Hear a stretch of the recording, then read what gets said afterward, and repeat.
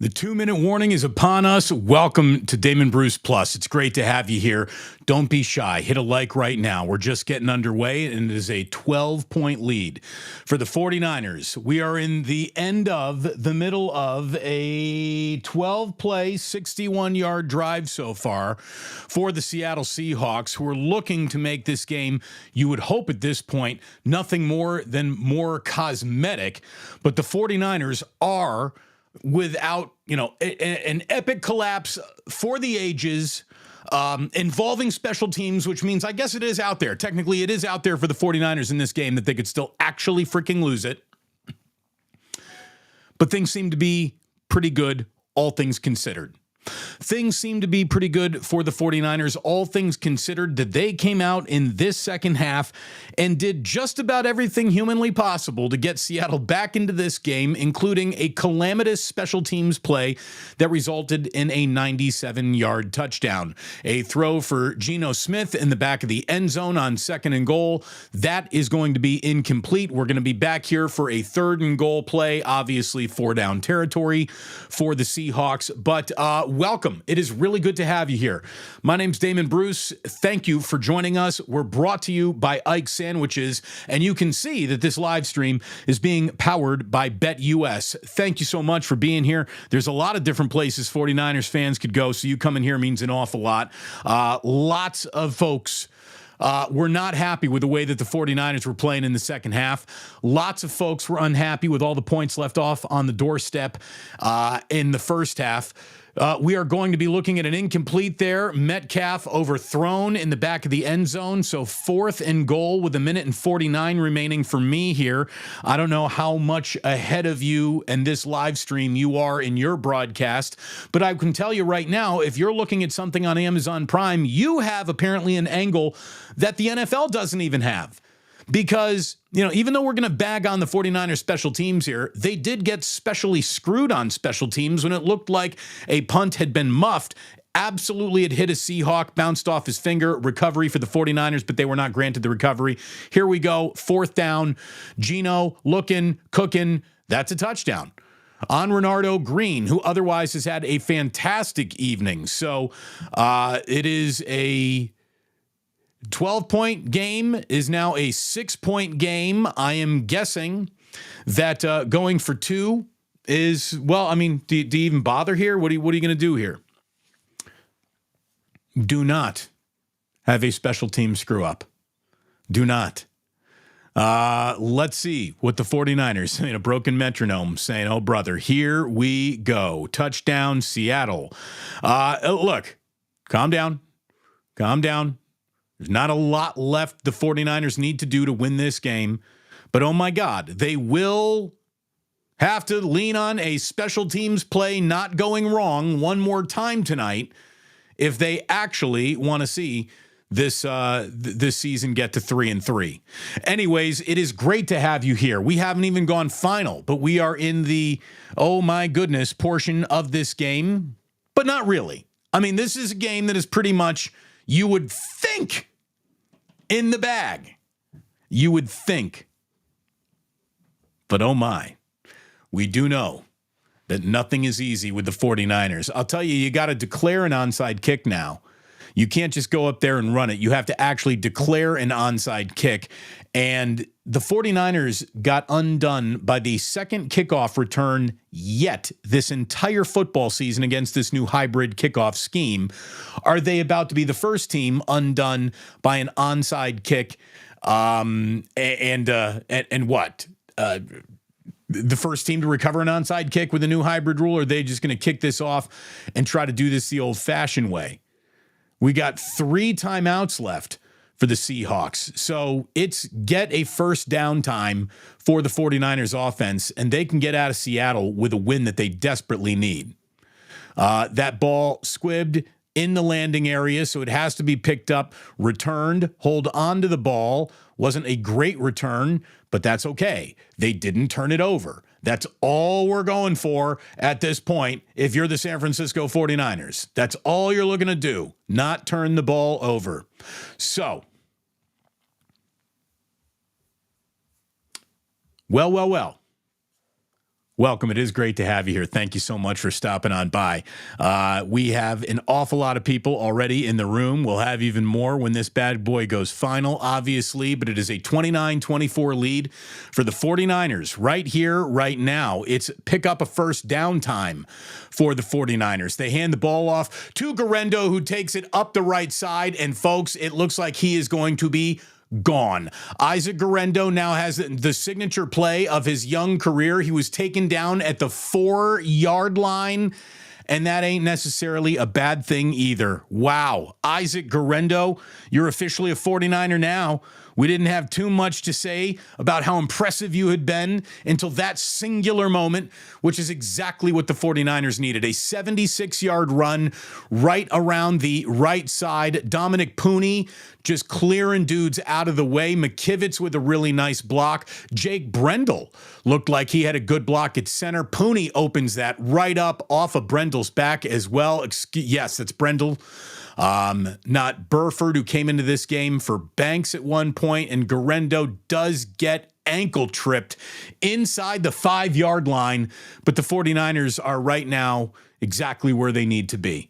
And this game is going to go exactly where they needed it to go, and that is into the win column. It's not official yet. Of course, anything can happen.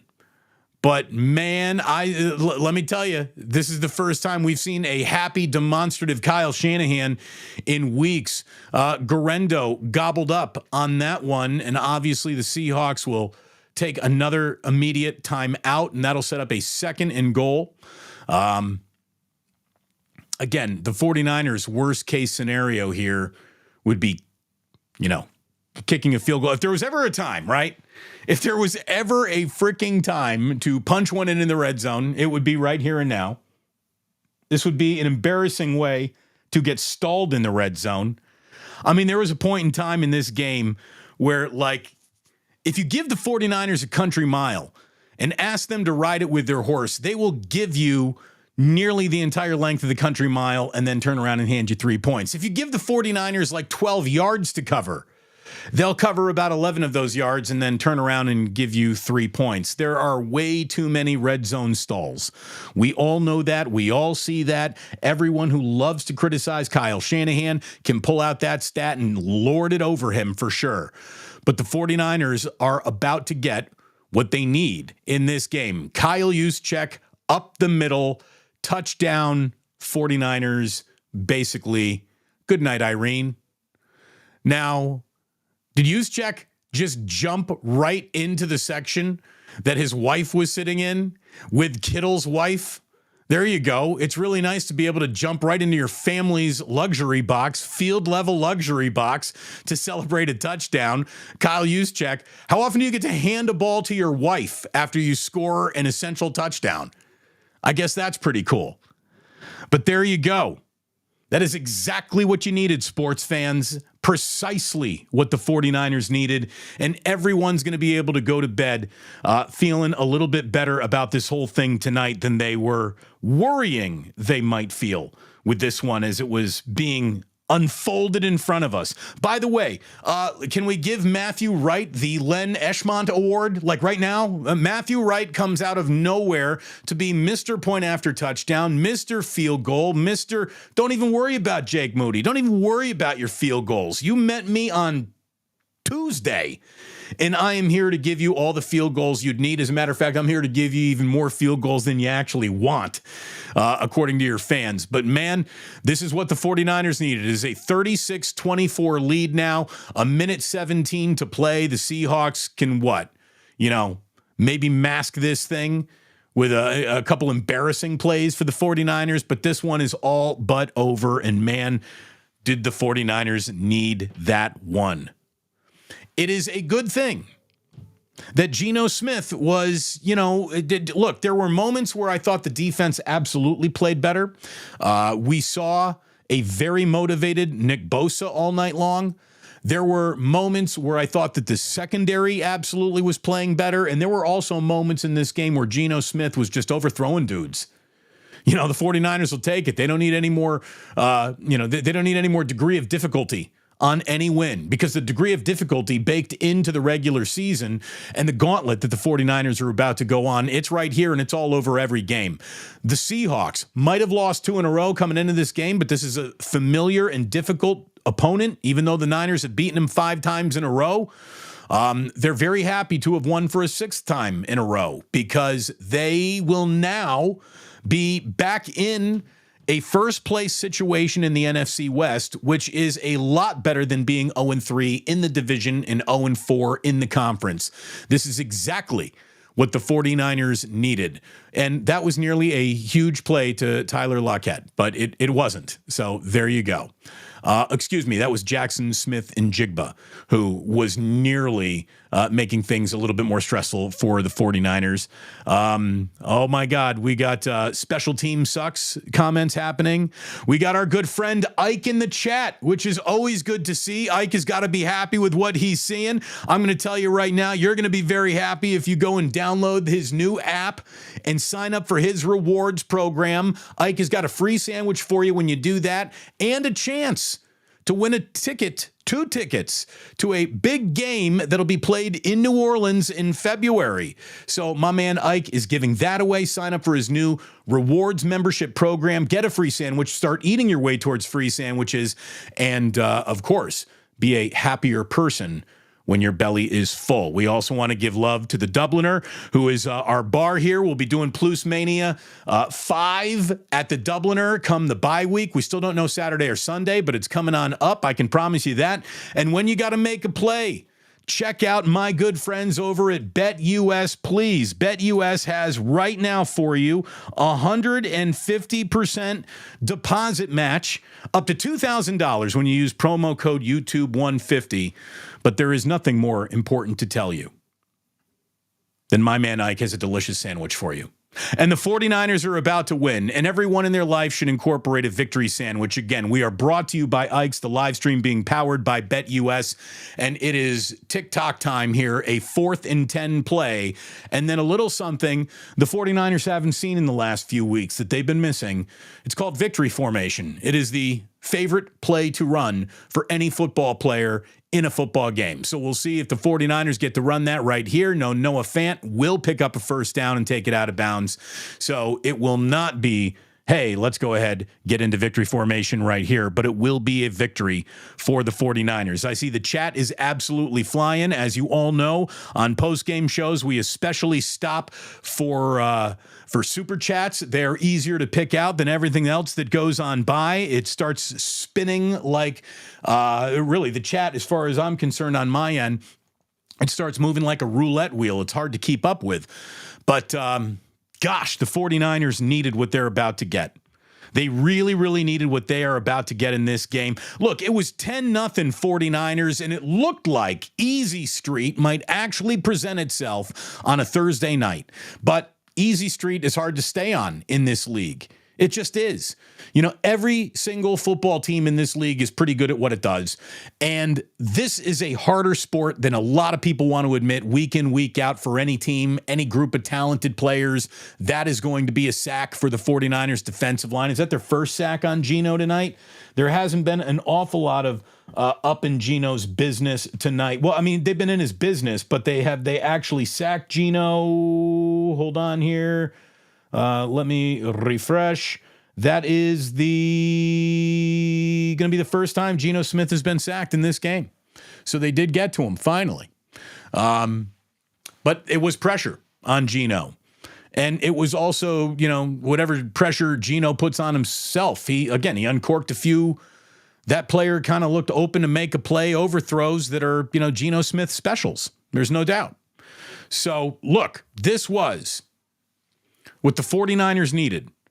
You know, I'm saying was as if it's officially over. Nothing's over till it's over, over. But this one is pretty much over on 2nd and 23. Geno releases one. That ball is still in bounds, so they have no more timeouts. The clock is ticking. And we'll see exactly how cosmetic. Oh, the Seahawks have downed the ball, baby. They think they got a shot in this one. It ain't over till it's over. I do appreciate that. Hey, we got over 300 people watching. Hopefully we got at least 300 likes. That's going to make this show grow throughout the YouTube algorithm. Make it happen, people. I can only do so much on my end. It's up to you from here on out. Go ahead, share the video, send it to a friend. Make sure people know to be here every single time the 49ers are playing at the 2-minute warning. 4th and 10, Geno dropping back, surveying the land, uncorks a deep one into the end zone that is landing incomplete in the end zone, and this victory formation that I just told you so much about is going to be the next formation for the 49ers. That is officially good news. There we go. Rita breaking the seal tonight, dropping a $2 super chat. Look, goes right in the ganja jar. Thank you so much, Rita. Appreciate that very much. We got 650 saying, you're the man, Damon. That's all I have to say. Well, thank you very much. I appreciate that. 650. Look, the 49ers needed this one. What? So Wright is now walking off the field. Is their backup kicker hurt? Why is he going in the locker room first? Did he pull a quad on the last kickoff or something? Oh, geez. Come on. Let's not even do that. I don't want to do that. I don't want to be the third kicker. But we do officially now have some postgame and Damon to offer you. Welcome, 49ers fans. The win that you needed desperately over the Seattle Seahawks was found on Thursday Night Football, a 36-24 final, which again is a win that is set up for all the critics to pick apart. I didn't like this, I didn't like that, and I'm not saying that the armchair quarterback critics are going to be wrong about what they're criticizing. Does this team stall in the red zone too often? Yes, it does. Does this team become, I don't know, predictable in the second half where it looks like more plays are being shut down than they're popping in the first half? Yes, it does. Does this team make a special teams mistake each and every God-blessed week there is a football game on the schedule? It sure does. It sure does. But they needed a win, and they got a win.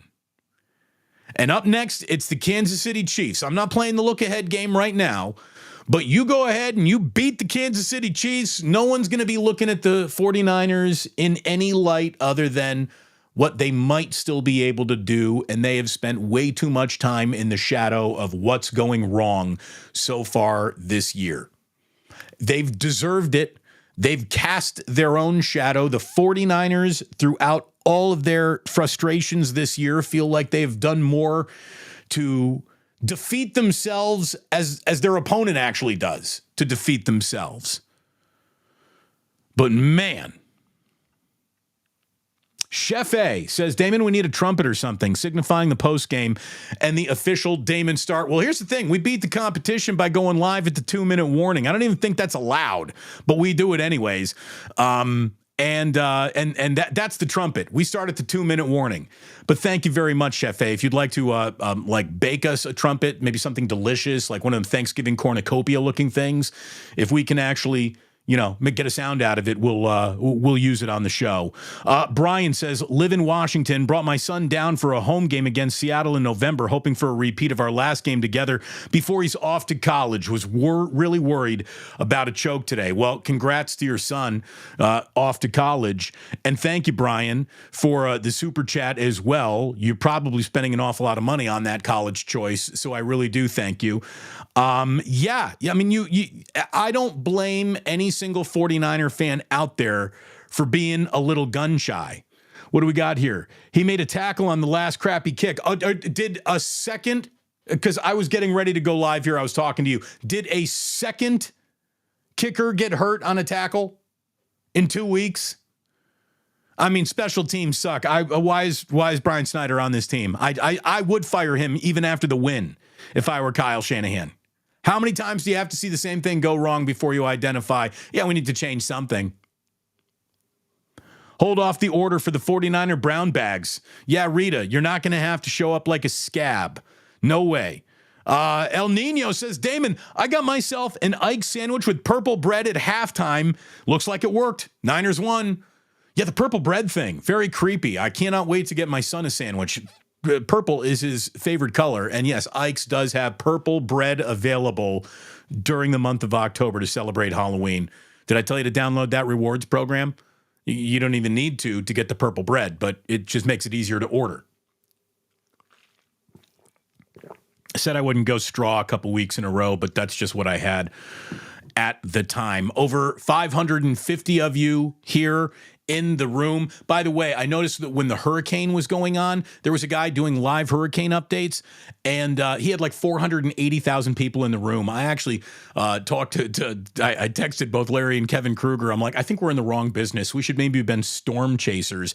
But it's great to have nearly 600 of you in here. Thank you so much. Again, if everyone can lean forward and hit that like, this show will start to go bonkers in the YouTube algorithm, and we'll be able to talk to more people. And what I really want to do is bring in all sorts of football fans, not just Niner fans, not just Seahawk fans, but on a standalone game like this, if you're a football fan, what the hell are you watching now? A little post-game? I promise you this will be better and more interesting, and we'll talk more football on this post-game show that started at the 2-minute warning than they will on the set tonight in the actual stadium, or at some point they might bring a comedian in to start roasting players, which is so unbecoming of the league. I can't even believe that they allow that to happen. Anyway, a lot of anger towards special teams, as there should be here in the chat, as there should be. That special teams wears clown shoes every single week. We watch it. We watch it wearing clown shoes. This was a good game considering what we saw pregame scratches looked like. No Mooney Ward in this game meant DK Metcalf was going to go bonkers, right? Didn't really happen. I thought Diamador Lenore did a hell of a job. I thought that Renardo Green did a hell of a job. And unfortunately, Malik Mustafa gets hurt in this game after he did the 49ers a huge solid by stopping the first drive of the game with an interception right on the 3-yard line. And the 49ers again turned a 10-play, 97-yard drive into 3 points. The 49ers will turn a 10-play, 13-yard drive into 3 points. They will start with the ball on the 1-yard line and turn that into 3 points. At least that's how it felt at times. Luckily, a couple of red zone scores. When we were talking about what a problem the red zone has been over the last few weeks and over the handful of losses, it's been really, really a bad problem. It was illustrated very well in this broadcast tonight, how much of a problem that it was. But Purdy finishes with 3 touchdowns, 255 passing yards. You look at what the 49ers did as a team tonight. Team stats. There were moments in this game where it was incredibly frustrating to see how few points were on the board because the Niners were nearly on a way to a 500-yard night of offense, 483 yards of offense for the 49ers. You got to put more. You got to put more points on the board when you're putting up nearly $500,000 of offense, for goodness sakes. But gosh, they got what they needed to get tonight. And we even said there would be no beauty pageant. We were not going to judge this one based on its beauty. This was a form and function, not fashion game for the 49ers. And the only form they needed was that of a W at the end of the game. And they got it. 36-24. Chef Eugene, solid win. Now rest up, heel. You got a little bit of a mini bye week, right? A 3-day head start on the Kansas City Chiefs. That is good news for the 49ers. Again, we will not be... Here's what the Kansas City Chiefs have officially earned, right? Enough respect to not pick against them. I'm not picking against the Kansas City Chiefs, but the 49ers can win that game, and if they do, wait how far and how fast that pendulum swings from the way you felt about this team at 2-3, at 1-3, and the way you felt about this team at 3-3, which they now are. We got Drew. So we bring in 4 kickers and pick the guy who can't kick it in the end zones. I'm not a big fire this guy, but look, no. The special teams coach, yeah. Look, when you hit your field goals, that's what I want you to do as a kicker. Can't we get Mitch Wisnowski to kick it through the back of the end zone? I mean, that feels like the easiest kick to get off in football, right? The off of a tee, just kick it out of the back of the end zone. I mean, no complaining about what we saw out of this year's Len Eschmont Award winner, Matthew Wright, tonight. He did his job, and it's a shame that he got hurt. My man Chuck coming in here throwing a little cash in the ganja jar. Even Hazel doesn't like Teddy Bear Head. Teddy Bear Head? What's Teddy Bear Head? What, I don't. Am I missing something? Who's Teddy Bear Head?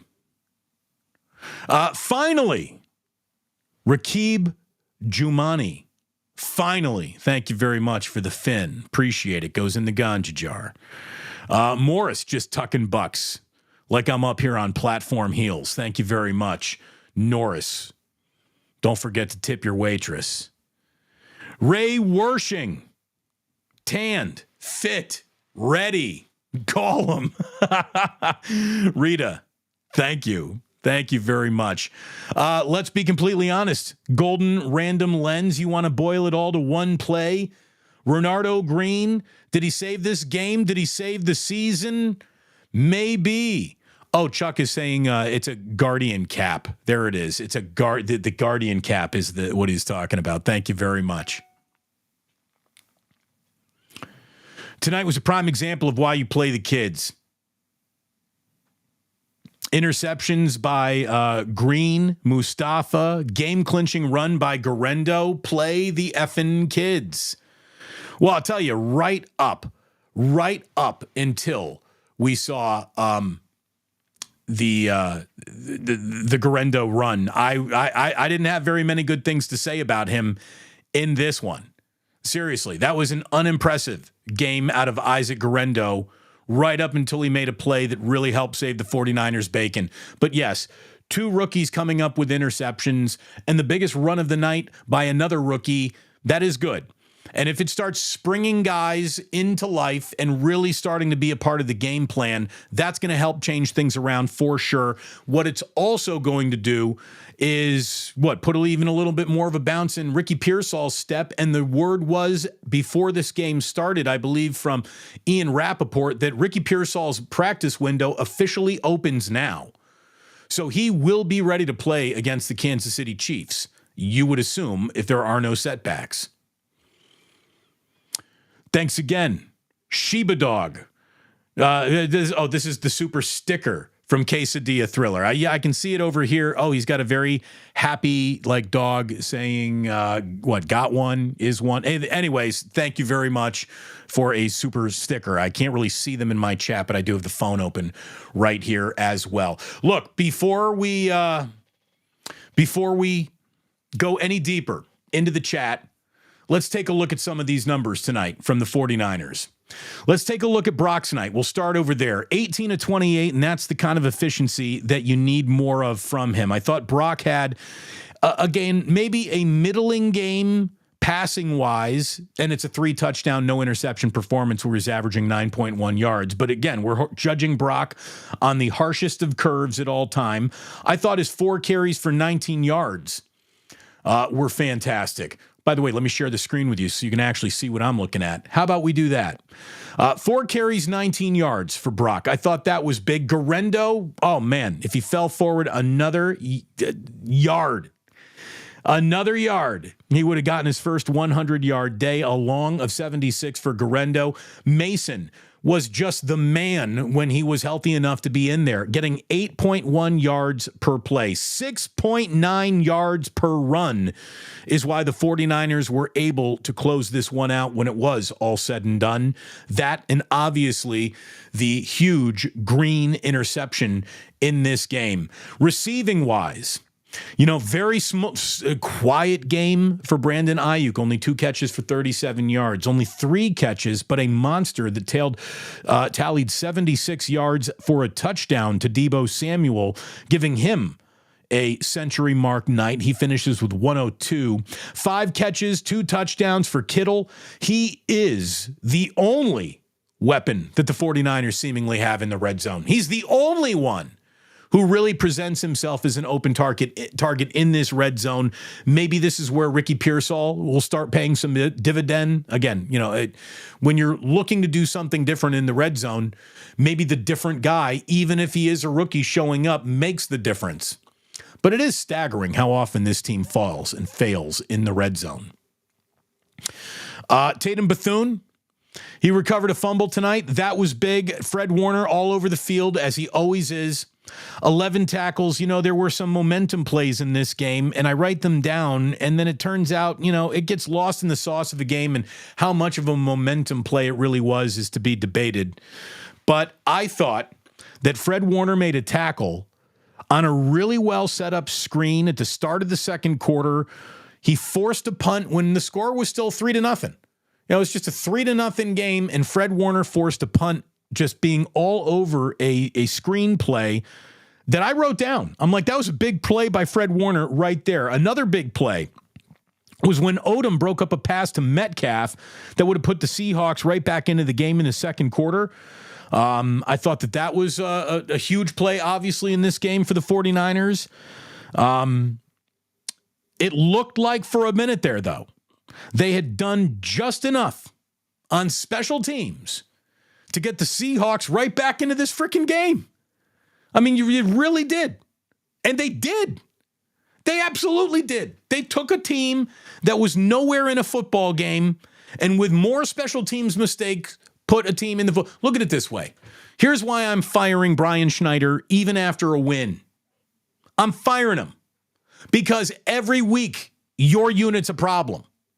Robert Saleh was a much better head coach than this guy is a special teams coach. And Robert Saleh had to go? No, he didn't have to go, but somebody made a call.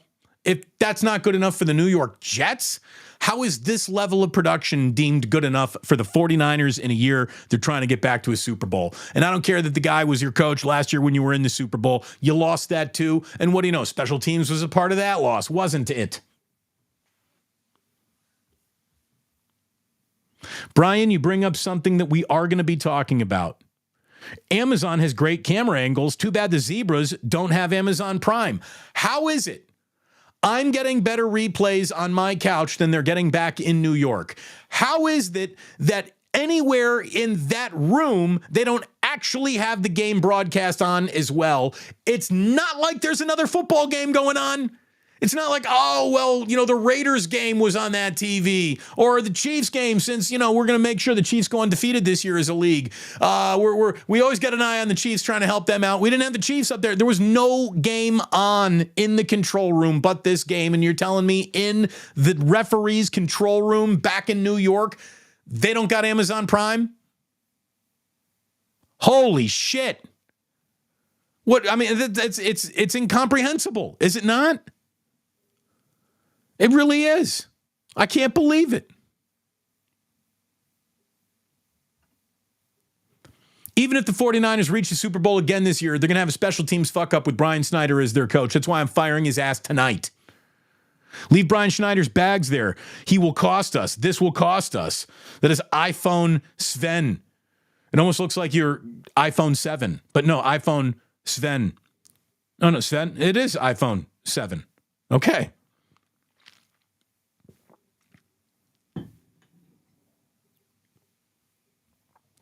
Joe Schmo is doing viewers to like ratios, and he doesn't like what he sees at all. So let's get on it, good people. Let's get on it. Q Larry, big, strong, fast. Hey, Paul, be big, strong, fast when you're running in one direction and there's no one around you. If he were just a little faster, he would have housed that one, though, right? Fight among, says Bench Yadam. You couldn't tonight.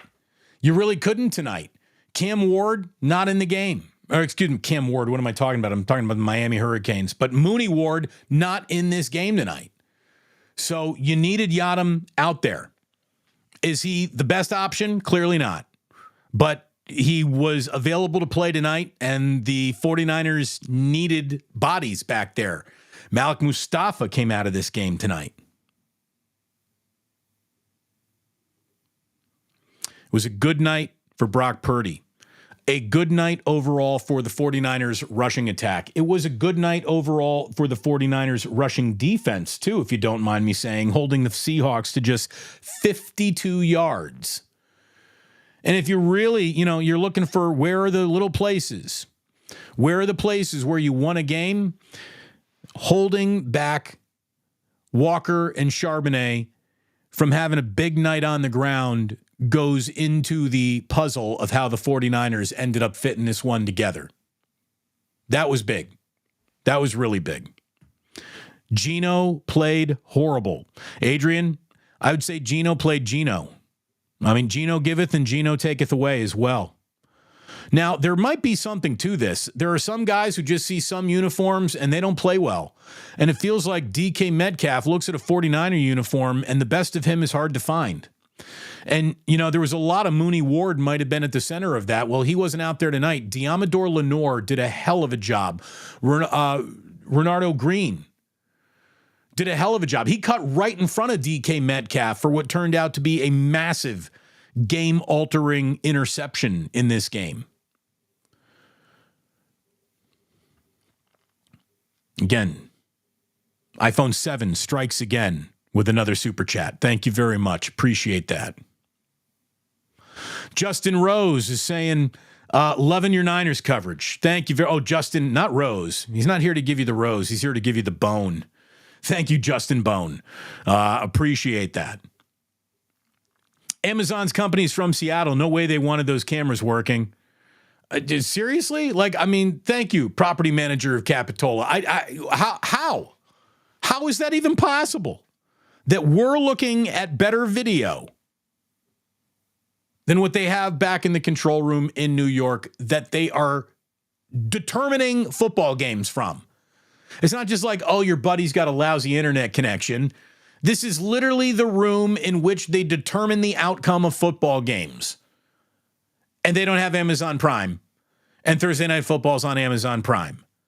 Did I just say that out loud? Is that real? Is that actually happening in the world that we live in? With the technology that we have? That's clown shoes. It really is. Joe Hole. Juice boxes for everybody tonight. Is that my zoologist there, Joe? Are you my Joe from the zoo?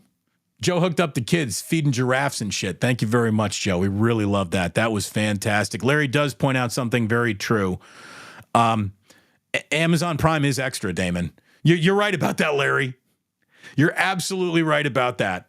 Maybe the NFL can't swing that Prime coverage. The Bruces got it, but the NFL, tiny little mom and pop shop like that.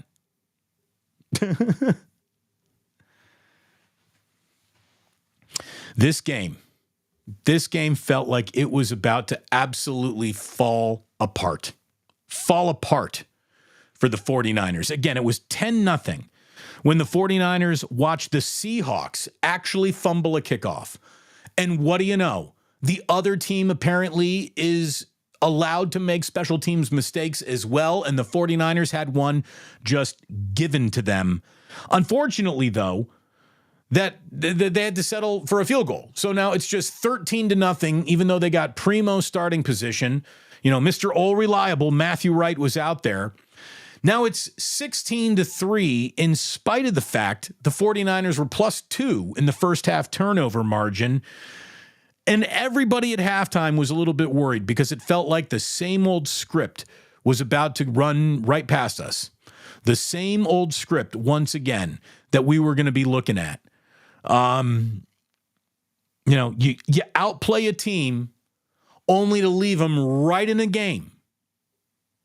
And that's what the 49ers did. Opening drive, though, of the second half, coming out of the locker room, Kyle's got all of his ducks in a row, and the 49ers go on a 9-play, 70-yard drive that ends with, are you sitting down? A red zone touchdown, a 10-yard touchdown pass to the corner of the end zone from Purdy to Kittle. It was a beautiful play. It was a beautiful catch, beautiful foot control. Just really, Kittle's been awesome. Kittle's been awesome in small sample sizes this year. We don't see an awful lot of Kittle, But when we do, he's usually coming down with a football in the end zone with a catch that more than once this year has been pretty great catch in the end zone. So now it's 23-3. And I swear to you, I wish I could share this screen with you. I wrote down at 23-3. It's 23-3, and with the gravity of this game, there's no way the 49ers are going to blow it. And as I was putting the period on the end of it in the word blow it, there was a kickoff return for a touchdown. Just the second in the league this entire NFL season. Just the second returned kickoff for a touchdown, and it happened against the 49ers on a night where the Seahawks could not get anything going. And what do you know? It put a little bounce in the entire team's step, didn't it? Because it went from 23-3 to 23-10, and then another Seattle touchdown made this a 6-point game. Right until Renardo Green swooped in front of DK Metcalf, saved the day that way. And then Isaac Guerrero, run, young man, run. Rumble, rumble, young man, rumble. Maximum football! Maximum football was achieved. The 49ers didn't need to win pretty. The 49ers didn't need to convince you that Nick Sorensen is the right guy for the job. The 49ers didn't need to show us that Patrick Taylor Jr. is an actual human being who can run with a football, even though he got stuffed on a 2-point conversion because he really does run upright. But anyway, we saw him make his 49er touching a football debut tonight. None of that needed to happen. Look good, look convincing, quiet the anxiety running through the 49er faithful. None of that really needed to happen. They just needed to win. And they got the win that they needed. They needed that one bad. I mean, when we're seriously looking at the handful of incredibly important regular season games that have come across Kyle Season's plate now in his 8th regular season as this team's head coach, this was like as big of a regular season game as he's really had on his plate. And the truth is, now by winning it, the next biggest regular season game that you could possibly put on his plate is the game that comes up after that. And then after the Kansas City Chiefs, it's the world of hype that always surrounds the Dallas Cowboys. Beating the Dallas Cowboys on a standalone Sunday night is going to have the full attention of the entire football world if the 49ers are able to do that. And if they're on a 3-game winning streak going into their bye, everybody's going to be talking about them as NFC Super Bowl favorites. And remember who you were if you were using trash can emojis just a week or two ago. The truth is, the 49ers have a still pretty spectacular offense, given all of its mistakes, given all of its incompletes. It's a spectacular offense that, if it does anything other than stall in the red zone, will lead this team to 12 wins still this year. You keep moving the ball like this. Again, the 49ers had nearly 500 yards of offense, 483 yards of offense this evening. 228 rushing yards, outrushed the Seahawks 228-52. That's a nice number. That's a real nice number. Again, nice number coming in from Justin Bone. Loving the coverage. I'm loving doing it for you. I've never had more fun in a broadcast medium than I'm having here on YouTube. It is the best. I love it. I love the connection that I've been able to make with the audience, the way that they've been able to reach back and connect with me in the chat, the way that we actually get together in person at Plus Mania. And by the way, we will be doing that at the Dubliner during the bye week. So keep watching my show, which is 11 a.m., usually Monday through Friday. I've got a little special day with the boys tomorrow. I'm going to do Wake Up with Larry. Paulie Mack is going to be actually joining us too for Wake Up.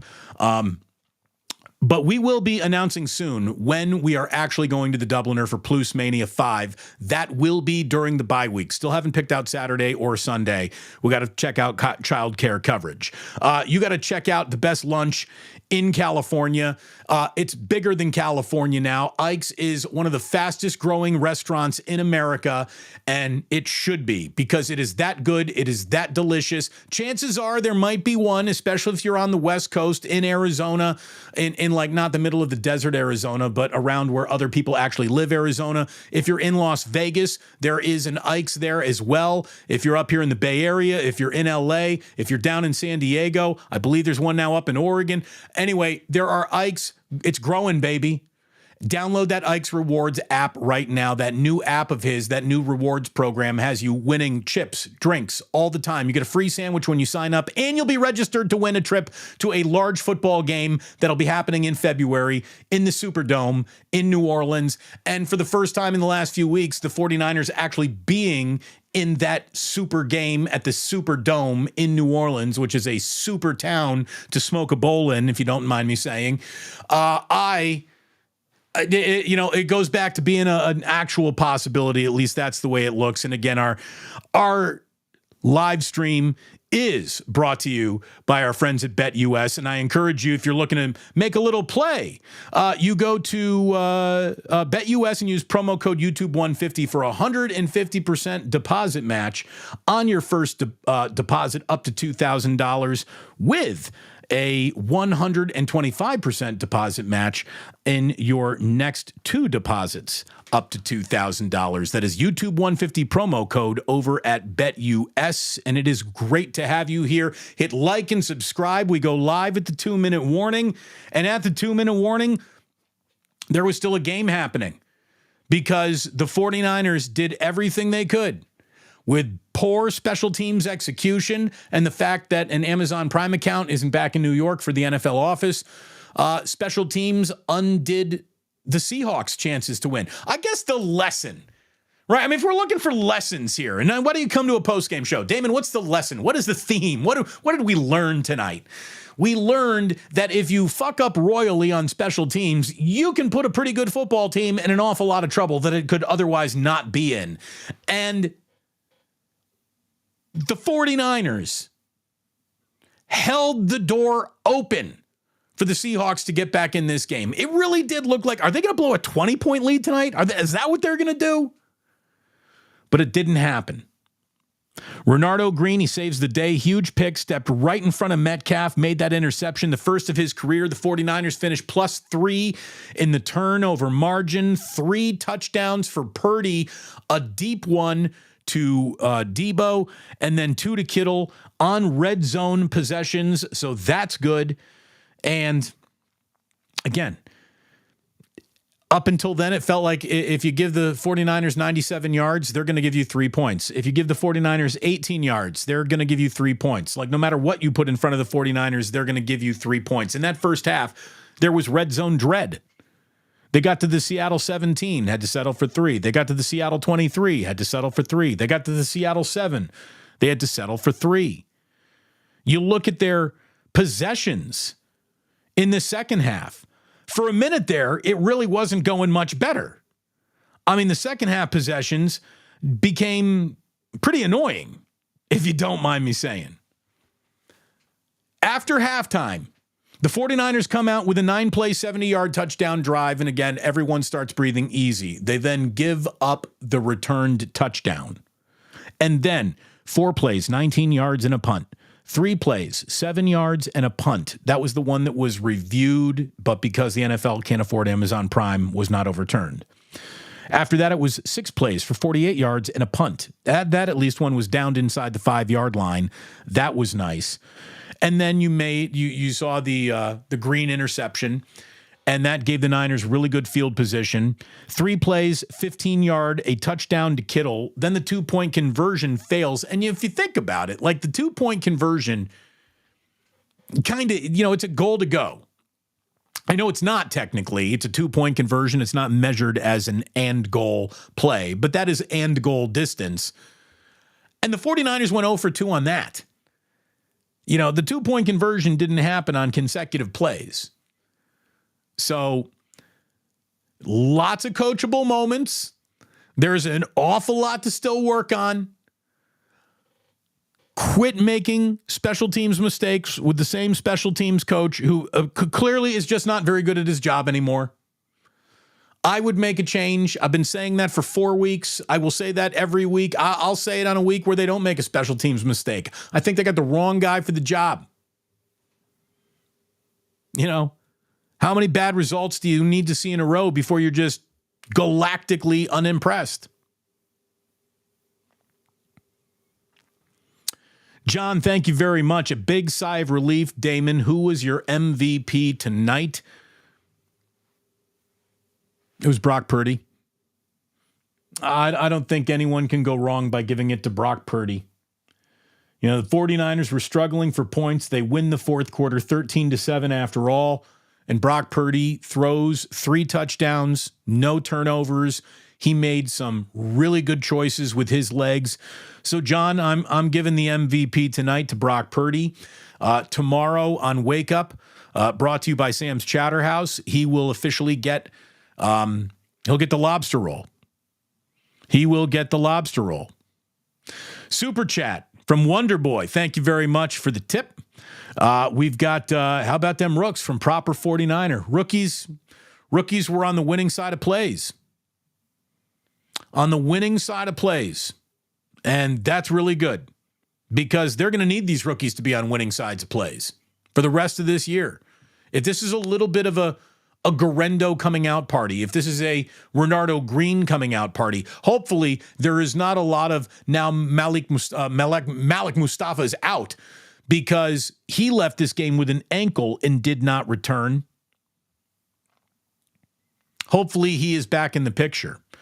By the way, 650 has been a member of the Initiated for 6 months. Oh, no, he became a member tonight. Tonight, 650. Welcome to the Initiated. I believe Sports Bane will be making a video this weekend. I don't know Sports Bane, but he knows you members, and you will be formally initiated this weekend. So just be prepared. How about props for the replacement kicker, Craig's Kitchen? Absolutely, man. I tell you, he did a hell of a job. I hope Matthew Wright isn't hurt. I feel really good with Matthew Wright stepping into that situation, performing like he did. And man, I mean, what more do you need? I don't know how many Matthew Wright jerseys got sold tonight, but I certainly, I know I'd be picking one up. I'd never buy a kicker jersey, ever. Unless it was Kevin Butler. Let's see. Knicks prevent D up 10. Can we get Salah or Jeff at Ulbrich? Well, he's now interim coach of the Jets, right? Look, Salah's probably not coming, all things considered.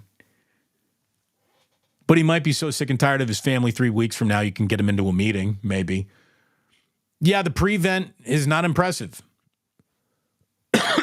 Pardon me.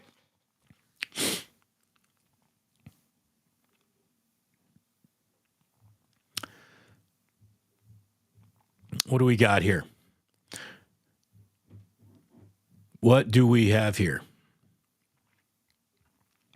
Damon, what was your prediction before the game? I think I said 49ers 28, Seahawks 17.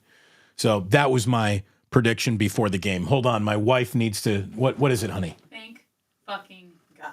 There you go. The wife wants you to know, thank fucking God. She needed that one too. Again, Jillian had a really, really rough football weekend last week. She saw Cal go down by a point. She saw her Niners go down by a point. She needed this one tonight. So the wife is happy. I mean, when a football team can make your wife happy, you really got to give it up to the sandwich, right? Or you really got to give it up to the, I'm sorry, I'm looking over here. You got to give it up to the sandwich. You got to give it up to the team who makes the wife happy. Happy wife, happy life. This is good. Very, very good.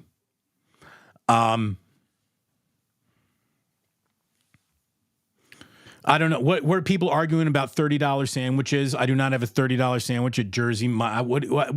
First of all, what are you even talking about? What are you talking about? Jersey Mike's, that's a notch above Subway. You're eating donkey at that point. Go to Ike's. And if you can't get to Ike's, wait until they build one next to you and make that your next sandwich. The funny bone thing with Debo had me super worried for a minute there. Barry from Memphis. Yeah, right? I mean, Debo did look like he was shaking one off, and you think, uh-oh, is that a stinger? What is that? Because his neck just got pulled around. That looked a little, little worrisome, to say the least. But no worse for the wear. At least not now. At least not now that we know of. But Barry, thank you as always. Red Jet coming in there. God bless Jillian. I feel the same way she does, period. Seriously. Jimmy John's is okay, but it ain't Ike's. Not even close. Not even close. Tino wants everyone to know you don't want to eat donkey. No, you don't want carnitas el burro. You do not want that. You don't want to stall in the red zone like the 49ers are stalling in the red zone. And look, it's really easy to say, well, Kyle, I thought you're an offensive genius. How come you're not dialing up easy play after easy play here? And, I'm not saying that criticism is unfounded. I agree. It should look a little easier than the 49ers have seemed to have made it for them this year. I've never seen a team make special teams look harder than the 49ers are doing right now. Never. Never. Oh, Leslie with a burro-rito. See, this is why we can't do it. Let's see here. We got Bill M. Damon. I just thought Mitch could kick it into the end zone. Yeah. Let's get Mitch out there. Since he's not half the punter he used to be, maybe he can help you out with kickoffs. I don't know, but I don't want to see another return opportunity presented to another team under this new format for the rest of the year. And I doubt Kyle wants to see that either.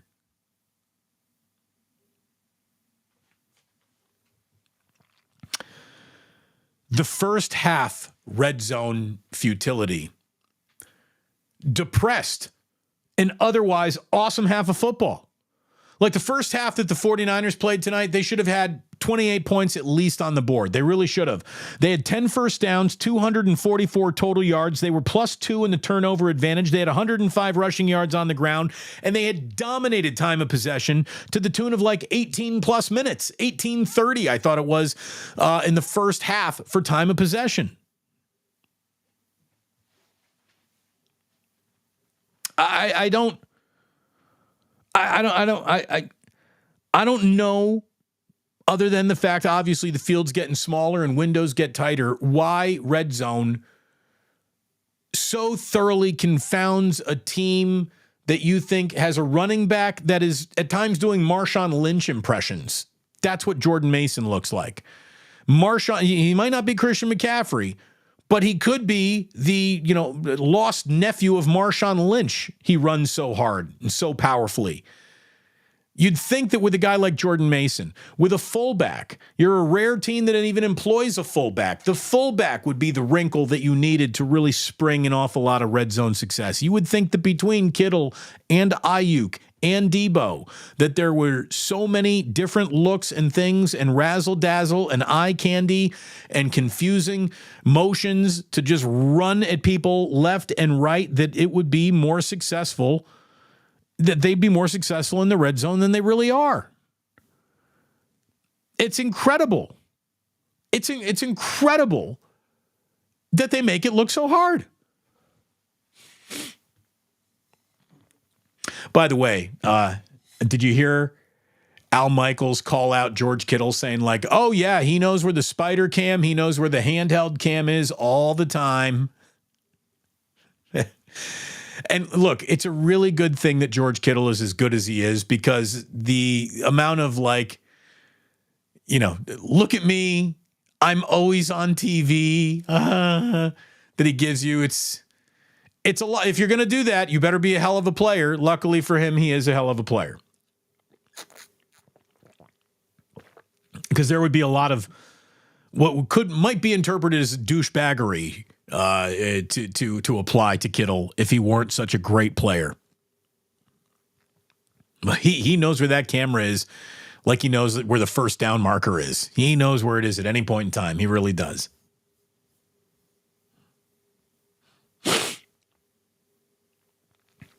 The 49ers defense started the game on a pretty nice note, and at times would show you that note or hum that note throughout the game that made you think, all right, well, that's getting better. It wasn't a great night actually laying on top of Geno Smith. That's what she said. They only got Geno one sack. The only sack in the game, by the way. Brock was not sacked in this game. Geno sacked once for 6 yards, but he was under duress and pressure. By the way, you want to know your game plan isn't going according to plan? When you asked Geno Smith to throw the ball 52 times, Geno was 30 of 52 for 312 yards. Purdy was 18 of 28 for 255 yards, 3 touchdowns, no interceptions. He was not sacked. He had a 129.3 quarterback rating. Where the 49ers really got this game under control was on the ground. They carried the ball 33 times for 228 yards. That is a 6.9 yard per carry average. At 6.9 yards per carry, you don't even want to throw the football. And you certainly don't want to put the football in any level of jeopardy. And I thought that that's what Brock Purdy might have done a few different times in this half, which led to the offense going, hey, sure, they started the second half with a touchdown, but then it was punt, punt, punt. And it was punt, punt, punt because not making the mistake, I think, crept into the mind of Purdy more than making the play. And given what the special teams had just done to invite Seattle back into this game, I'm not even saying that was the wrong thing to do.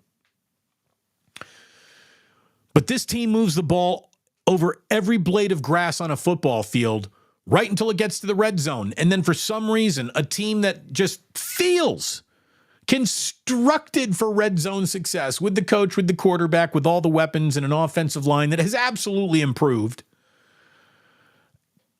It just feels like they need to be better than they are, and we all know it. And here's the thing right now. If the 49ers were a league average red zone team, they'd be 6-0. Without a doubt. They would be 6-0, setting up a game against undefeated Kansas City. But because of red zone problems, again, the 49ers move the ball more than any other team into the red zone, but for one. They are second in red zone opportunities. They are second in average yards per drive. They move the ball until they get into the promised land. They dominated the first half. They were not dominant in the second half. They played a little scared in the second half, and I think they have every right to be scared of blowing it, given what we've just seen against division opponents. I'm not surprised the guy started puckering up in this one just a little. I'm sure you were on your couch. I read it all over Twitter. I mean, the minute that kickoff was housed, people were looking to quit on this game too. I will say this, and this isn't maybe you, but maybe you're a 49er fan that is annoyed by this sect of your fan base as well. Within every 49er game, it feels like there is a portion of 49er fans who are trying to will defeat more than they are rooting for victory. Like this fan base in moments turns on its teams in games that are undecided in just a weird way. Now, I don't know if it's just that's the kind of dick who keeps on popping up on my algorithms more than the other types of positive fans. I don't know, negativity sells. We all know that. But it really does feel like the minute something goes wrong for the 49ers, a certain percentage of this fan base starts rooting against them, not for them to get it right. I would rather they lose and I can have another week of screaming, fire Shanahan, even though that ain't going to happen. By the way, the 49ers could have lost this game. They could have blown a 20-point lead. You know what was not happening? Kyle Shanahan's termination. That was not happening with a 20-point loss tonight. It wasn't. Wasn't gonna. But there are people who just want it to happen, that they try to, manifest it. It's really weird. It's really weird. What is he guilty of? Well, there's no doubt. Blowing 10-point leads, it feels like it follows him around more than it should. And it's definitely followed him into a couple Super Bowls. But what he's really guilty of is not winning a Super Bowl. That's it. It's all he's guilty of. It's hard to do. Folks, football is hard at all times. There is nothing easy out there on that field. Not red zone opportunities, not nothing. It's hard to be successful in this league for any team over 4 quarters, much less 4 weeks or a month or a couple of months or a half of football. Consistency in this league is now one of the hardest things to find. I don't know if it's anything other than a demerit at times, but at least the 49ers lose consistently as well. They have a formula that when they enact it, they're pretty damn hard to beat. And there's this other formula out there that when they start to let go of it, it feels like that does slip through their fingers. But they're a pretty damn good football team. Even as they were 2-3, they were a pretty damn good football team. They just weren't getting it done in the red zone. Glad they got the W, but playing like this won't cut it against Kansas City. 408 Killer Shark 1. I agree. Nothing outside of your best punch is going to beat the Chiefs, because what the Chiefs are great at, the Chiefs might not be who they are in terms of having the playmakers to move the football. And every single time you look up, Patrick Mahomes is throwing for 400 plus yards with 6 touchdowns. They might not be that team anymore. They might not be fantasy porn football anymore. But what they are is a team that does not beat itself, not never, almost. And they're also a team that feels like it gets the benefit of the doubt from every officiating crew that does their games. And again, that's not just 49ers fans that say that. Every fan in football is saying that when they watch the Kansas City Chiefs play. So the Chiefs just got things going for them that are undeniable, plus the greatest quarterback of his time and the greatest coach of his time. This time. Andy Reid is as good as any head coach has ever been. They don't really get much better than that. And the same thing about the quarterback. The really exciting thing is Brock Purdy is not too far away. And Kyle Shanahan is not too far away from that neighborhood. Now, I don't know if they'll ever be getting mail at 1, 2, 3, 4. We're the best in the sport. Whatever that zip code is, too. But they're good. They're really good. The kind of really good that would be hard to replace even if you hit me with your 3 or 4 best ideas. That's how good they are. Is it a mundane 3-3? Is it an unimpressive 3-3? Kinda. Yeah, it definitely is. At the same time, there is enough to understand, I think, some of how unimpressive this all really was to say, well, it is kind of impressive that they are 3-3 after all.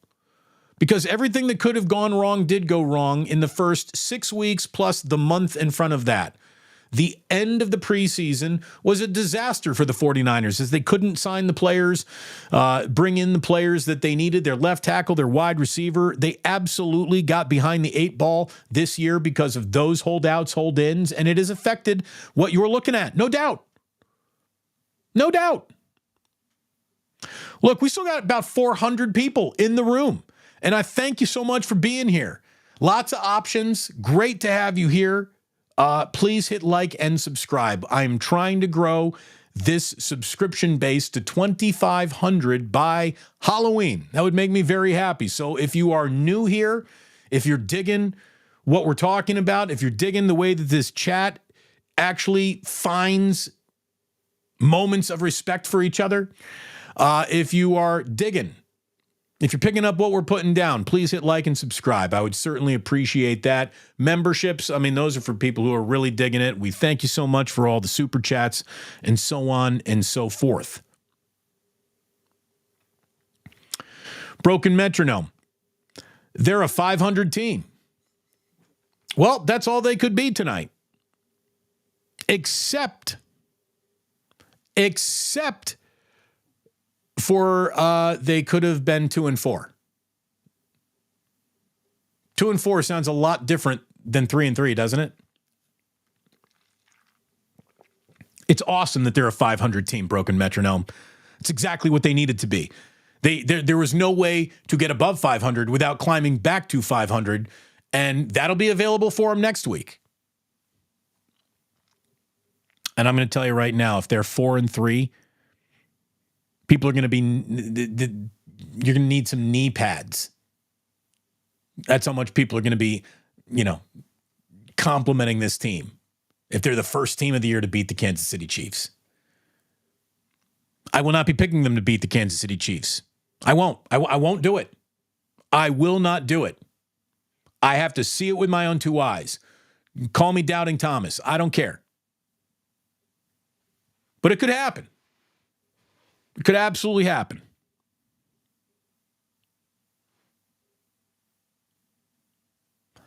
Kicker got hurt again. Speaks volumes. It's great. Look, the guys up front who are paid to tackle need to be making the tackles on special teams. I don't know what more to tell you. It's absolutely ridiculous. But you also know if you're the kicker on the 49ers, this unit sucks, and I might have to be the guy who mops it up. And that's unfortunate. And that's why they should fire their special teams coach, Brian Schneider, tonight. They won't. They should. I mean, that to me is the most arrogant thing that Kyle Shanahan does. Continue to believe in something that continues to fail him game in, game out, over and over and over again. How has we have to have a game where shit can't go wrong meeting happened? How has that meeting not happened? I mean, do you even have to have that meeting? How many special teams mistakes will the 49ers allow their special teams coach to be to preside over next week against the Kansas City Chiefs? How many mulligans do you get then? They actually throw to player. They showed a player throwing up. Yeah, I don't know who that was, but I saw the guy tossing his cookies there. The nice thing about NFL on-field cookie tossing is that it's usually just all Gatorade and water. It's not like a lot of borscht coming up. It's not a lot of meatballs and ragu. Thank God, right? I mean, that's, it's not like guys are out there carbo loading and puking fettuccine Alfredo all over the sideline. That would be bad. It's usually just water. And if you got to watch somebody yak hard in slow-mo, I hope it's water. That's what I have for you today.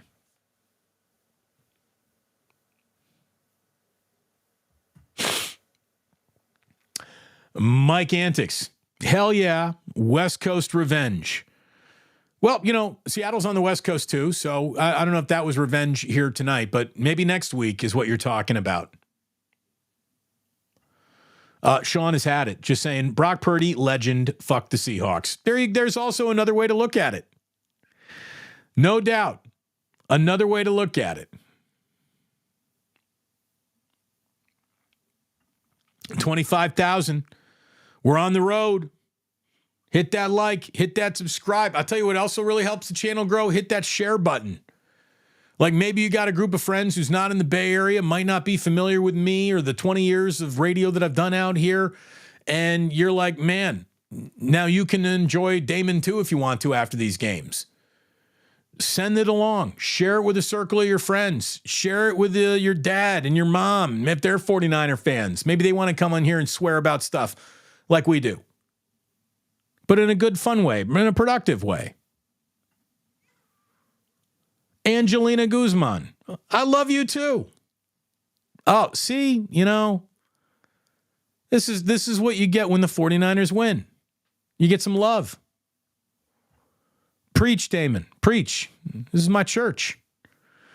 Brandon, thank you for making a donation to the Plus Church. How about the new kicker? Before that tackle. Yeah, man. I mean, it's ridiculous. It's ridiculous that the kicker is injured 2 weeks in a row because he's got to be the mop-up man for the 10 dudes in front of him who don't know how to make a tackle. A tackle, which, by the way, has got nothing to do with there's a new kickoff and you got kick returns going to the house every single time you look up. No, tonight was just the second time that any kickoff has been returned for a touchdown this season. It's got to stop.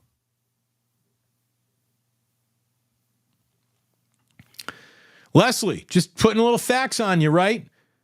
We're in first place in the NFC West. What does that say? You got to put the West on there. You're not in first place in the NFC, but you're first place in the division. El Nino saying, Damon, can we have a safety meeting when you get to 2,500? Look at it this way. Let's go ahead and get this done with. Get me to 2,500 and Plus Mania, which is going to be at the Dubliner in West Portal, the weekend of the bye. If we can get to 2,500, we can all be very, very safe. We will have a celebratory safety meeting. Let's be totally honest. We're going to do that whether we're at 2,500 or we don't get there. But we'll do it with a bigger smile on our face. We'll be so freaking safe you wouldn't believe it. Thank you. Safety meetings. I love it. Thank you, El Nino. By the way, you want to support me? Maybe you can make it out to the next Plus Mania at the Dubliner in West Portal. Great Guinness. Go get you one right now. You want to support me? You support my man Ike, who's got something delicious with your name on it waiting for you at one of his restaurants. One of those things with my name on it is actually waiting for you. Try it, Damon Bruce. I am delicious. Steak, onion ring, provolone, Godfather sauce, little A1 sauce on that bad boy. I'm not a Dutch Crunch guy. I don't like Dutch Crunch. I like mine on a nice soft roll. I don't like cutting the roof of my mouth. I like the way Captain Crunch tastes. I don't like the way it goes Freddy Krueger on the top of my mouth, so I don't eat Captain Crunch. I don't eat Dutch Crunch. But I eat a lot of Damon Bruce's, as you can see by my runner's body. And I urge you to start eating Damon Bruce as well. I'm delicious. Make sure you download the Ike's Rewards app, and you will find yourself able to register to win 2 tickets to a big football game in New Orleans in February. And if you would want to bet on that game or any other game leading up to that game, let me urge you to use the promo code YouTube150 when you go to betus.com. And that is where you want to do your gaming, boys and girls. They got the best odds. They got the best format you're going to see, easy to use, guaranteed payments, and you can get 150% on your signing bonus, up to $2,000 in your first deposit and up to 125% on your next 2 deposits up to $2,000. And that is because our friends at BetUS power this live stream. But we are, as always, brought to you by Ike's and our good friends at the Dubliner. Well, I see we got another super chat here. Boom, boom, boom. Had doubts. So glad to be wrong. Just win the division. Yeah, I mean, given the start of everybody in the NFC West, it's a little hard to think that there's going to be a wild card coming out of the NFC West. Still could happen. There's a lot of football left. We've been saying that this entire start of the football season. There's still a lot of football out there left, for sure. But, yeah, you win the division, things sure get a whole lot easier, and you get what we like to call a playoff home game. That's nice. You're going to want one of those if you can get one. Hell, you'll take as many of those as you can get. Sean Turner, thanks, Indiana. Yeah, go Hoosiers, baby. I'm having some good football weekends. Bye for the Hoosiers. Nebraska up after that. Washington up after that. You win those next 2 games. Holy shit. You're rolling into Michigan. Michigan looks a little beat up. Don't let Indiana go undefeated.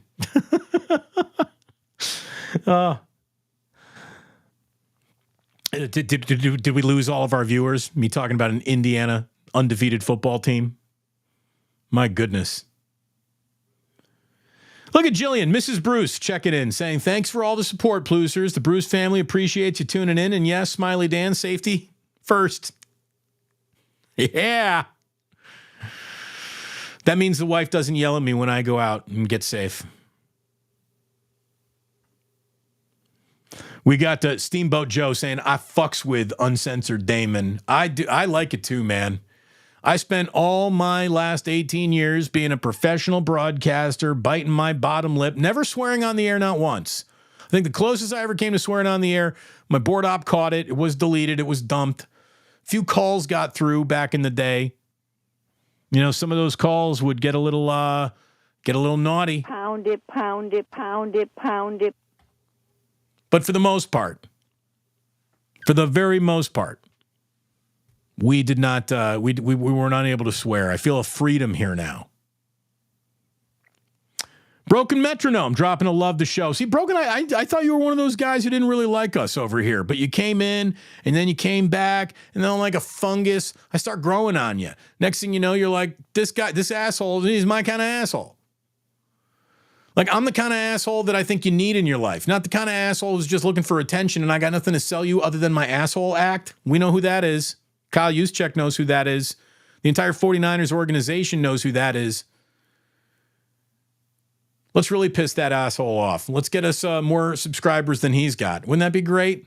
Oh, my God. He'd go crying to his daddy. Kevin Wood, silver lining. Brock owns Seattle. 5-0 overall. Yeah, he is 5-0 now, isn't he? The Brock Niners have never lost to the Seattle Seahawks. Isn't that cool? That is cool.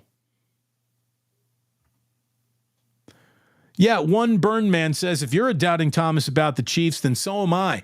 Look, I'm not here to tell you that the 49ers can't win that game. I'm just done picking them to win that matchup until I see it with my own 2 eyes. Like, eventually, you know, eventually you're going to have to show me. It's just that simple. You know, you can tell me all about the great plans you have, everything that you've designed, everything that you've come up with. You can tell me that it's been lovingly prepared and it's just waiting for me. But until I actually see it, I mean, I really can't count on it because the last 4 times I showed up for the big thing that you promised me, it didn't happen. You know, Kyle has no success to show you against Andy Reid. The 49ers have no success to show you against Patrick Mahomes. So I'm going to need to assume, or I'm going to need to see them beat them before I assume anything. And again, that just shows you I'm not some Homer 49er content creator fanboy. That's not what you need in your life. There's enough cheerleaders on the field waving pom-poms. You shouldn't be wasting any time with anyone who's got an agenda.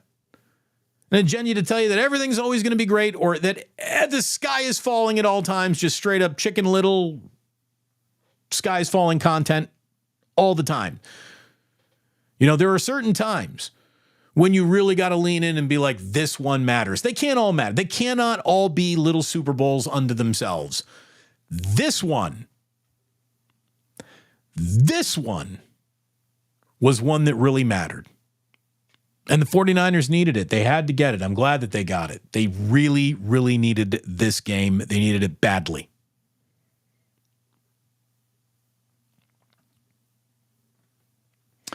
This is a great division.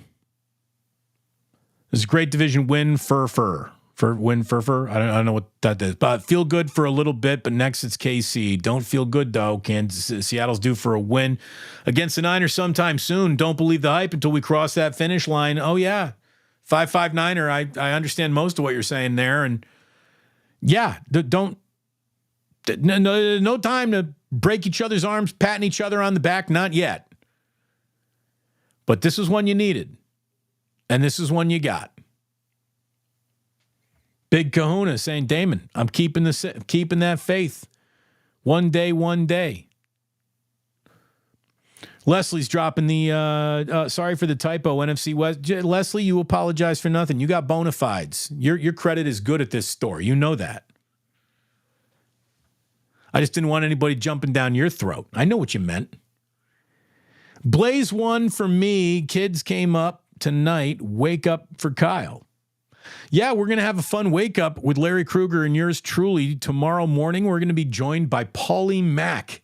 Looking forward to that. I love that guy. And he's going to be joining us. Sean, thanks for the super chat. Do appreciate it. Broken Metronome wants everyone to know that Mercury's in retrograde. Well, that explains it then. Now we know. How hurt is the nude kicker? How hurt is the new kicker? I don't know.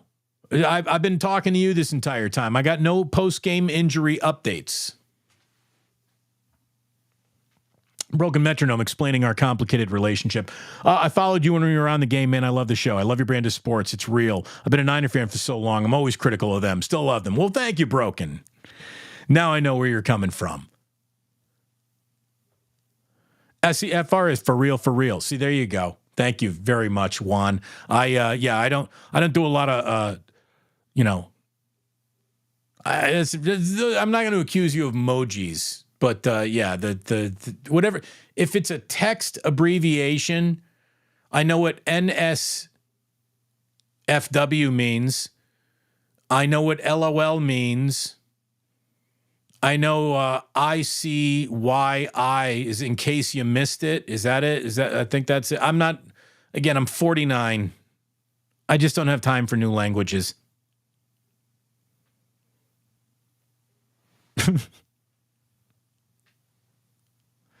Did we reach the 500 like plateau? Did we actually get there? Is it cheating if I like my own video? We're 4 away.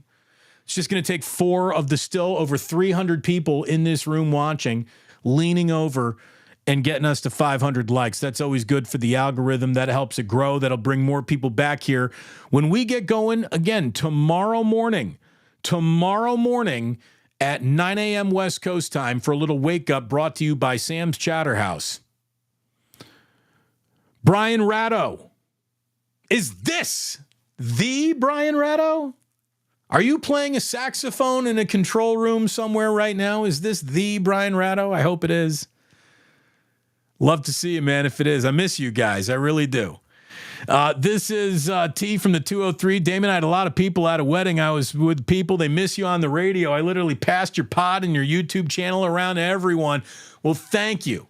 I can't even tell you how much mouth-to-mouth endorsements really mean. Word-of-mouth endorsements mean an awful lot, especially coming from a guy with a sports background like yours. So thank you very, very much.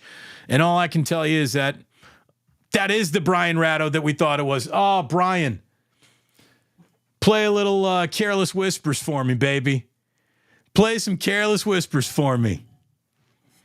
I love it. I love it. D. Bruce, can't the 49ers revoke an a-hole's credential or maybe request a different beat writer from Sports Illustrated? It's unbelievable that the NFL can control this entire empire, but they can't quiet that bullshit and nonsense. It's stunning. Absolutely stunning. Uh-oh. YUIE Damon on Taylor Chiefs. Oh boy. I'm going to need someone to interpret that for me. I'm going to need to interpret someone for that one. I don't know what that means. YU on Taylor Chiefs? Is this a Taylor Swift thing? As I make the least masculine move of all time and drink out of a straw.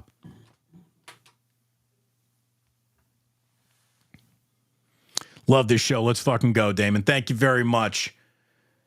Q Jacinto. Man, I'm telling you. Can everybody just calm down about the 49ers for a week? Can we get back to the fact that, look, this is not a trash can emoji football team. This is a good football team. Just some recommendations on the way out the door tonight, okay? You got a $30 million receiver or a guy you at least paid $30 million to. Target him. Draw up some plays specifically for him. Get him more involved. Let me go ahead and open up the box score here one more time for you. Look at what we got on Brandon Ayuk. 4 targets. He's $30 million. He should be getting more targets than there are quarters in a football game. Only 2 catches, 37 yards. Brandon Ayuk. Again, Ricky Pearsall has caught more bullets than Brandon Ayuk has caught touchdowns. I didn't think we'd be saying that by week 6. Deebo Samuel, 3 catches, 102 yards, most of it coming on one play, a 76-yarder where he was able to outrun a linebacker, so we can quiet the Deebo is slow calls for 1 week. George Kittle, though, was the man. 5 catches, 6 targets, 2 touchdowns, both of them desperately needed. I'd like to see more out of Juwan Jennings. I'd like to see a little bit more from Patrick Taylor, obviously, who got a touch for the very first time. Had not seen Patrick Taylor run the ball until tonight. So, man, I think you're going to need to see more of him. The biggest surprise of the night is Isaac Guerendo finishing with 10 carries for 99 yards along a 76. So, look, I mean, I don't want to play the if you remove the blah, blah, blah, but it is the truth. If you take 99 and you subtract 76, we are talking he had 9 carries for 23 yards before he took off. And it was big. When you make a big play, you get to avoid a little criticism for the week. You get to avoid being in the crosshairs. Niners needed a big play. He made a big play. But I don't know if Isaac Guerendo is a very good running back or not. I know that Jordan Mason certainly is.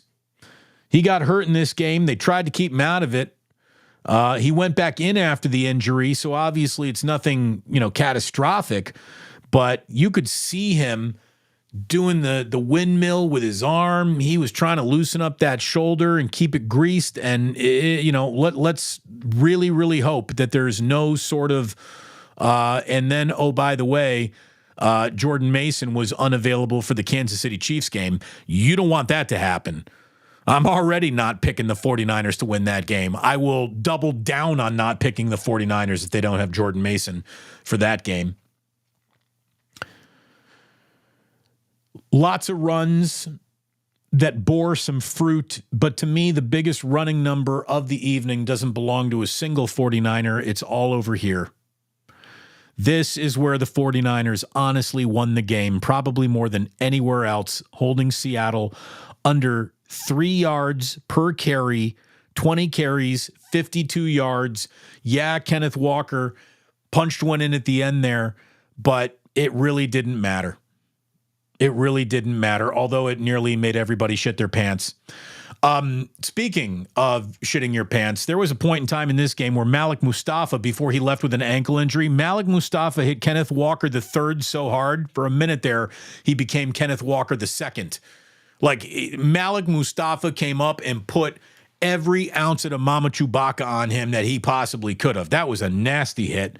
I really liked the way that Aaron Banks was able to return to this game. He then had to leave it again, but he's a tough guy. I'm glad that Aaron Banks looks like it was just a cramping issue and hopefully won't be something that really haunts him going down the road. I don't like the fact that the NFL doesn't have Amazon Prime and can't review the video that I thought conclusively showed that Seattle muffed a punt and the 49ers recovered that punt, but it did not happen. Hopefully Mustafa's okay. Did not like Devondre Campbell getting picked on like a fat kid on the playground. Every team targets Devondre Campbell. I never hear Devondre Campbell's name in the middle of anything good. I see him around things that are bad. I see him giving up catches to anyone who catches a ball around him, behind him, in front of him, next to him. He gives up catch after catch after catch. He makes no plays. I never hear his name really involved in the game. And I wish that Devondre Campbell could be replaced. I wish that this team's special teams coordinator can be replaced. They might need another safety here. You know, if Malik Mustafa really is hurt, because Odom is the guy who will give you a good play and then make 2 bad plays in a row. So I don't really trust Odom to have that job on a full-time basis. I think that they seriously need to go out and look for more safety help. And you know it's a big game when the official brother's in the room. Jason McBride of the McBride Impact. He's like, man, I'll let the NFL borrow my subscription if they need it. Seriously.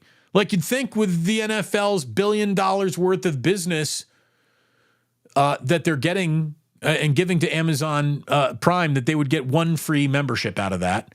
Or maybe Roger Goodell took that. Maybe he's like, I'm taking that home with me. I'm not leaving it at the office. You know, they're starting to crack down on how many passwords you can actually share. I don't think you can have Amazon Prime on more than 2 TVs in a house. Otherwise, they consider you a sports bar. So they don't let that. Steamboat Joe saying, man, fat kids on playgrounds catching strays. Well, they're the easiest to catch, period. It's who they are. It's the group they belong in. By the way, I was in the group. I'm familiar with it. I am the fat kid that was easy to catch on the playground. So, you know, catching them is what they do. That's what we do. Love you, man. Look at the love. All right, we've reached the love portion of the show. Probably don't need more than that, but we do want to let you know, Brentwood Ikes. There's an Ikes in Brentwood. There's Ikes in the East Bay. There's Ikes in Oakland. There's Ikes in San Francisco. There's Ikes in LA, Nevada, Phoenix. They're all over the place. Growing by the day, baby. I think there's an Ikes in Denver now, speaking of my man McBride. There's Ikes all over. There's an Ikes in New Orleans. I don't know if they've officially opened, but that is the plan. There's an Ikes now down by the ballpark. Ikes is closer to the Major League postseason this year than the Giants were.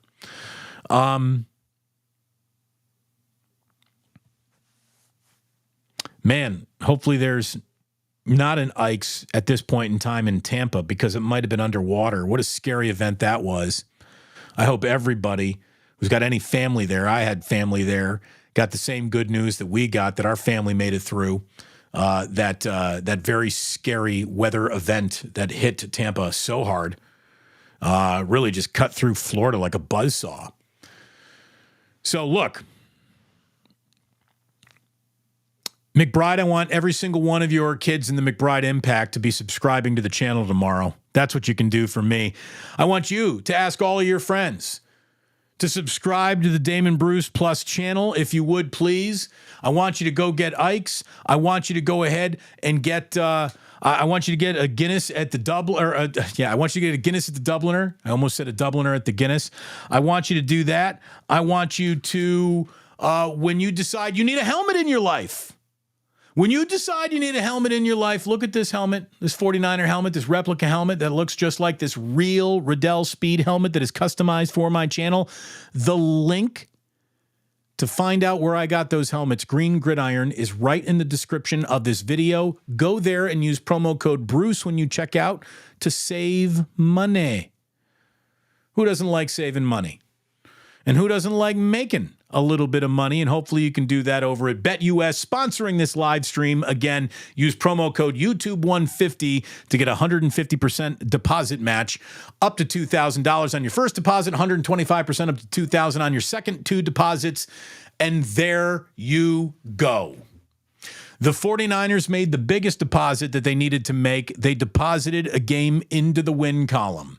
They deposited a game into the NFC West standings, and they have positioned themselves at 3-3 with the Kansas City Chiefs coming to town. And that's going to be a hell of a football game. You got a weekend off, basically, of 49ers duties. You're the first team up, which means you can lay down, put your feet up, just watch a little Red Zone on Sunday. You can enjoy yourself. You can choose to spend a little time with your family. It is Fleet Week in San Francisco, so we got Blue Angels. Hopefully we got blue skies, and there will be no blues for 49ers fans to be singing after a much-needed win up in Seattle, and thank goodness for all of that. Thank you so much for tuning in. Thank you so much for liking, for subscribing, for becoming a member, to all the super chats. Deeply, deeply appreciate it. And I hope you hit notify, because we're going to be right back at it. 2-minute warning, 49ers and Chiefs 2 weekends from now. I hope to see you before then. I hope you watch videos that I'm putting up until then, but I certainly hope we meet back here again when we get to the next 2-minute warning that the 49ers face in the fourth quarter. I appreciate your time. You could have spent it with anyone. You spent it here, and I thank you for it. Please do remember that sports don't build character. Oh, hold on. What? On the way out the door, look at this. One day, the sky shines red on the NW. On what? The Northwest? Is that what it is? Anyway, I don't know. Thank you very much. Great show. Solid show. A lot of appreciation. There it is. I really appreciate you. You are the best. Thank you so very much. And as I always do remind you, sports don't build character. They reveal it. And like that, he's gone.